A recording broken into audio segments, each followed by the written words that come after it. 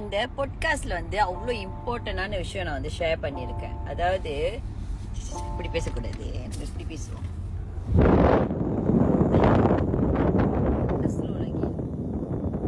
அந்த பாட்காஸ்ட்ல அவ்வளோ இம்பார்ட்டன்டான விஷயம் நான் வந்து ஷேர் பண்ணியிருக்கேன். என்னன்னு பார்த்தீங்கன்னாக்கா, ஆம்பளை பசங்க பொம்பளை பிள்ளைங்களை எவ்வளோ அசிங்கமா இந்த டிக்டாக்ல வந்துட்டு பேசுறாங்க, அண்ட் பிஸ்னஸ் பண்றவங்கள எவ்வளோ தப்பா போர்ட்ரே பண்றாங்கன்ற நிறைய விஷயத்த நான் சொல்லியிருக்கேன். அது வந்து உங்க புத்தி.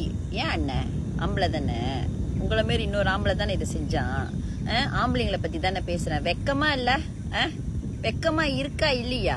சோ இதெல்லாம் புத்திக்கு அறிவுக்கு ஏறல. யாரு ஃபில்டர் போட்டிருக்கா? உண்மையிலே எப்படி இருக்காங்க, ஃபில்டர் இல்லாம எப்படி இருக்காங்கன்னு உங்க பாட்காஸ்ட் யாரு ஃபில்டர் போடல? இன்னும் நிறைய என்ன சாதிக்க போறீங்க? ஃபில்டர் போட்டிருக்காங்களா, ஃபில்டர் போடலன்னா அவங்களோட முகத்தை பார்த்து என்ன சாதனை செய்ய போறீங்க?